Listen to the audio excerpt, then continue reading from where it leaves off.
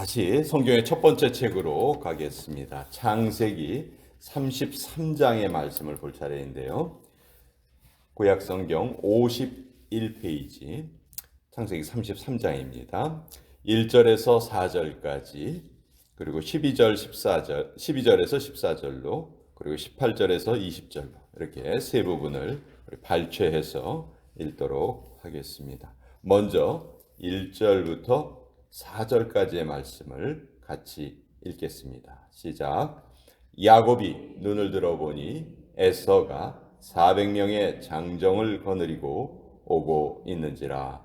그의 자식들을 나누어 레아와 라헬과 두 여종에게 맡기고 여종들과 그들의 자식들은 앞에 두고 레아와 그의 자식들은 다음에 두고 라헬과 요셉은 뒤에 두고 자기는 그들 앞에서 나아가되 몸을 7번 땅에 굽히며 그의 형 에서에게 가까이 가니 에서가 달려와서 그를 맞이하여 안고 목을 어긋 맞추어 그와 입 맞추고 서로 우니라.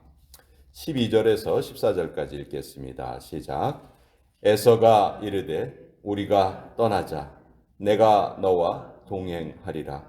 야곱이 그에게 이르되 내 주도 아시거니와 자식들은 연약하고 내게 있는 양떼와 소가 새끼를 데리고 있은즉 하루만 지나치게 몰면 모든 떼가 죽으리니 청하건대 내 주는 종보다 앞서 가소서. 나는 앞에 가는 가축과 자식들의 걸음대로 천천히 인도하여 세일로 가서 내 주께 나아가리이다. 18절에서 20절까지 읽습니다. 시작. 야곱이 밧단 아람에서부터 평안히 가나안 땅 세겜 성읍에 이르러 그 성읍 앞에 장막을 치고 그가 장막을 친 밭을 세겜의 아버지 하몰의 아들들의 손에서 백크시타에 샀으며 거기에 제단을 쌓고 그 이름을 엘엘로헤 이스라엘이라 불렀더라. 하나님의 말씀입니다. 아멘. 자, 창세기 33장 너무도 참 흥미진진한 내용입니다. 자, 창세기 32장에서 야곱은 정말 일생일대의 기도의 밤을 보내게 됩니다. 자, 외삼촌 집에 20년을 있었죠. 그리고 돌아왔는데 가장 걸리는 것이 자기 형 에서의 존재였습니다. 자기가 외삼촌의 집으로 가게 됐던 이유가 바로 자기 형 때문이죠. 자기 형이 받을 그 축복을 가로채는 바람에 형이 거기에 앙심을 품고 있었어요. 우리가 나이 계산을 해보면요, 그 야곱이 그 외삼촌 집에 갔을 때 나이가 우리 뭐 젊은 시절이라고 생각하기 쉽지만 나이 계산을 자세히 해보면은 75살에 가요. 75살. 거기 가서 20년을 지낸 거예요. 지금 95살에 돌아오는 거예요. 자, 75살까지 야곱은 에서와 함께 살았어요. 그러니까 자기 형의 성격을 누구보다도 잘 아는 사람이 에서예요. 야곱이에요. 그러니까 가나안 땅으로 돌아오면서 에서가 자기를 가만두지 않을 거라는 그런 두려움과 공포심에 빠지게 됩니다. 하지만 하나님께서는 야곱을 안심을 시키시죠. 걱정하지 말아라. 걱정하지 마라. 내가 너의 길을 지켜주고 네가 외삼촌 집으로 떠날 때 베델이라는 곳에 가서 야곱이 돌베개를 쌓고 거기서 하룻밤을 자죠. 그때 그 밤의 환상 중에 구름으로 이렇게 천사가 오르락내리락하는 그런 장면도 보고 하잖아요. 그때 하나님이 야곱에게 걱정하지 말아라. 내가 안전하게 돌아오게 하리라 약속해 주셨어요. 이제 하나님은 그 약속을 지키시려 합니다. 근데 야곱 입장에서는 너무너무 불안한 거예요. 그래서 밤새도록 천사와 씨름하면서 기도를 해요. 그리고 자기의 환도뼈가 부러지는 허벅지가 이제 위골이 됐죠. 다리를 제대로 걷지를 못하는 그런 상태가 되었습니다. 그리고 그 다음 날이 밝은 거예요.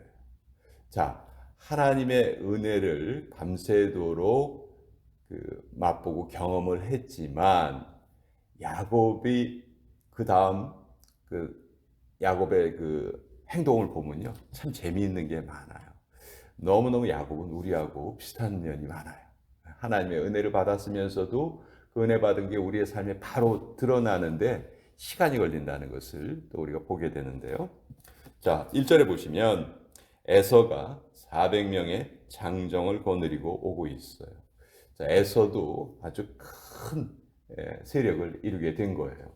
400명의 장정이라는 거는요, 이건 에서가 개인적으로 가지고 있던 군대예요, 군대. 우리 창세기에 보면 아브라함이 조카 롯이 붙잡혀 갔을 때 318명의 자기 집에서 기르던 군사를 데리고 가서 롯을 구해오죠. 그러니까 당시에 세력 있는 사람들은 자기 스스로 군대가 있을 정도였어요. 오늘날처럼 무슨 나라가 있고 뭐 그런 상태가 아니었기 때문에 그렇죠. 자, 400명의 군대가 오고 있습니다. 그걸 딱 보니까 야곱이 어떻게 느낀 거예요? 군인을 이끌고 온다는 거는 나를 이렇게 친절하게 맞아주려는 생각이라고는 생각할 수 없는 거죠. 그렇죠? 나하고 지금 싸우러 오겠다 하는 그런 뜻이고, 에서와 상대에서는 자기가 이길 수 없다는 것을 누구보다도 잘 알고 있는 게 야곱이에요. 자, 그래서 2절을 보면 야곱에게 4명의 부인이 있었잖아요. 그리고 11명의 자식이 이때 있었는데 지금은 이제 베냐민이 아직 없는 상태죠. 이때 나누는 걸 보면요, 여종과 그들의 자식들은 앞에 두고 레아와 그의 자식들은 다음에 두고 라헬과 요셉은 맨 뒤에 둬요. 자, 넷으로 나누는 거예요. 에서가 군대를 이끌고 오는데 만약 우리를 해치려 한다면 누구부터 해치겠어요? 맨 앞에 있는 사람들부터 해칠 거 아니에요. 그러니까 그래도 야곱이 생각하기에 가장 귀중한 존재들이 누구예요? 지금 라헬과 요셉이라는 거죠. 여기에도 보면 이 야곱이 요셉을 얼마나 소중하게 생각하고 또 라헬을 얼마나 소중하게 생각하는가 이렇게 알 수가 있죠. 자, 근데 이제 3절에 보면 야곱이 이제 죽음의 결단을 합니다. 자기는 그들 앞에서 나아갑니다. 자, 자기의 식솔들을 이렇게 나눈 다음에 자기가 맨 앞에 서요. 맨 앞에 서서 뭐 죽으면 죽으리다 하는 그런 각오로 자기 형을 맞으러 갑니다. 자, 그때 몸을 7번 땅에 굽히며 그의 형 에서에게 가까이 갔다. 자, 몸을 땅에 굽히는 것은요, 유대인들이 언제 하는 행동이냐면요, 천사를 만났다거나 하나님의 존전에 하나님의 현현을 봤다거나 환상을 보았다거나, 그러니까 가장 큰 경의를 표하는 행동이 몸을 땅에 굽히는 거예요.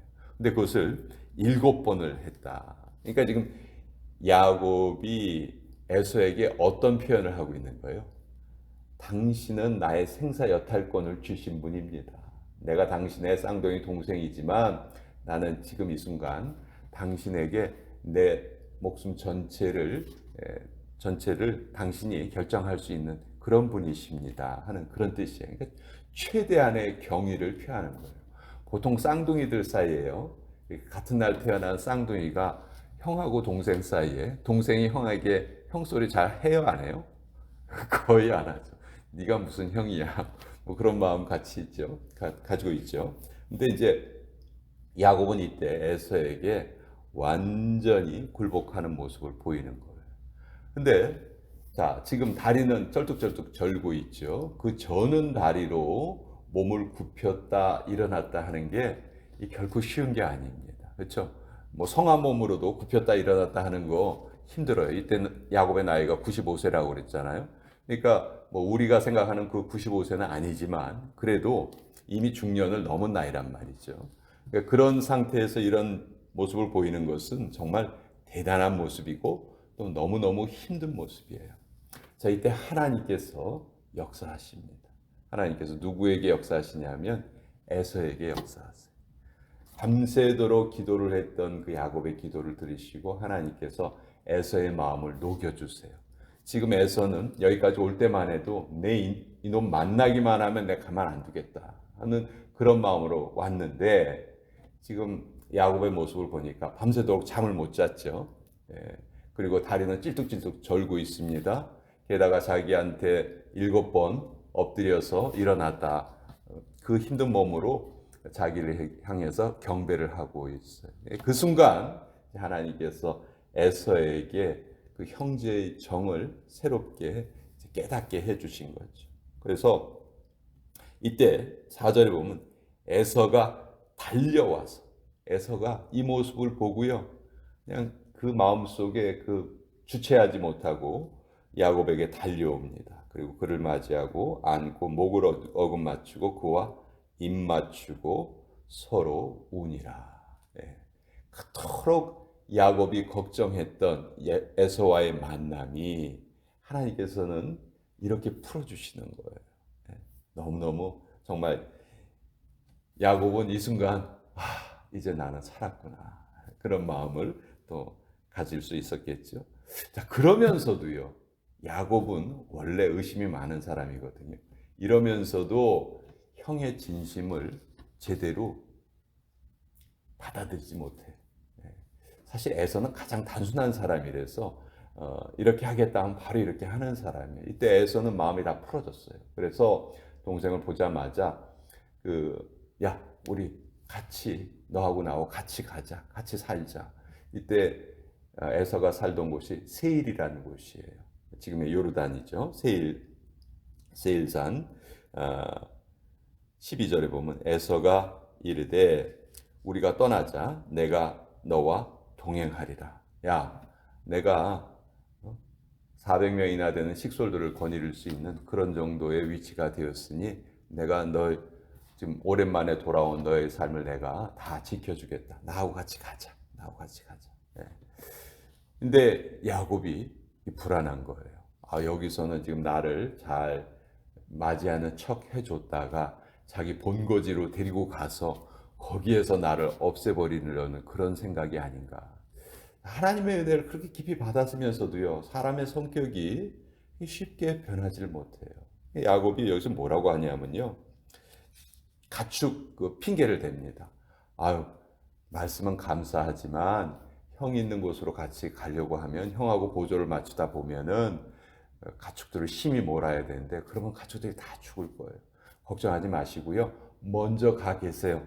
그럼 제가 따라갈게요. 자, 14절에 청하건대 내 주는 종보다 앞서가소서. 나는 앞에 가는 가축과 자식들의 걸음대로 천천히 인도하여 세일로 가서 내 주께 나아가리이다. 어디로 가겠다고 약속하죠? 세일로 가겠습니다. 형 있는 곳으로 갈게요. 라고 말만 이렇게 하고요, 여기로 안 가요. 여기로 안 가고 어디로 가냐면 세겜 땅으로 가요. 세겜 땅하고 세일하고는요, 거리가 아주 멀리 떨어져 있어요. 그러니까 형이 그렇게 진심으로 자기를 맞이해 줬지만 그를 제대로 깨닫지 못하는 거예요. 믿지 못하는 거예요. 우리가 하나님의 은혜를 받고 살면서도 늘 하나님의 은혜를 의심하는 우리 연약한 모습이 있다는 것이죠. 자, 이 세겜 땅으로 갑니다. 세겜 땅으로 가서 무슨 일을 당하죠? 자기 딸 디나가 강간을 당해요. 그 일을 세겜에서 당하게 됩니다. 그러니까 자기가 했던 말대로 어디로 갔으면 그런 일이 없었을까요? 세일로 갔으면 그런 일 없었겠죠.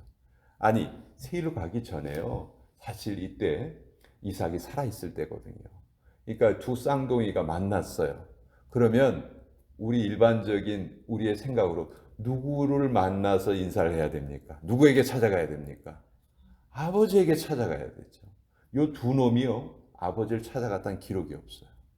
그러니까 형제들끼리 만나서 우리 아버지한테 가서 인사드리자, 이 말이 먼저 나와야 되는데 에서도 이 말을 안 하고 야곱도 이 말을 안 합니다. 나중에 이삭이 죽어서야 둘이 가가지고 그 장례식을 치러줘요. 그러니까 이런 모습을 보면 우리가 하나님의 은혜를 늘 받고 살아요. 그렇지만 우리 하나님의 은혜가 우리를 만들어가는 과정이 이런 거죠. 어느 날 갑자기 은혜를 많이 받았어요. 그렇다고 해서 그 사람의 인격이 완전히 바뀌어지지 않는다는 거예요. 야곱이 147세까지 살거든요. 언제 야곱의 거의 그 인격이 완성이 되냐 하면 130세쯤 그 인격이 완성이 돼요. 그때가 언제냐면 요셉이 죽은 줄 알고 이제 애굽에 팔려갔다가 나중에 요셉이 총리 대신이 됐다는 걸 알잖아요. 그리고 요셉을 만나러 애굽으로 내려갔죠. 그때 야곱의 나이가 130세예요. 그때 거의 야곱의 신앙 인격이 완성이 돼요. 그래서 그때 바로를 보고 뭐 축복을 하고 뭐 이러잖아요. 근데 그 상태까지 이르기까지는 야곱의 삶은 계속해서 부서지고 만져지고 완성해 돼가는 과정이다. 전 성경에 나온 여러 사람들 중에서요, 저와 제일 닮은 사람이 야곱이라고 생각해요. 야곱처럼 우리도 계속 만들어져 가고 있는 거예요. 우리가 어느 한순간에 은혜 받았다고 해서 우리의 인격이 그 순간에 완성되지 않습니다. 끊임없이 우리는 만들어져 가요. 그렇기 때문에 우리는 어제 예배드리고 어제 예배드렸는데 오늘 또 뭐하러 예배를 드려? 그런 말을 할 수가 없는 거죠. 우리 인생은 계속해서 완성되어 가는 과정이기 때문에 그런 것을 이제 야곱을 통해서도 우리가 잘 알 수가 있다.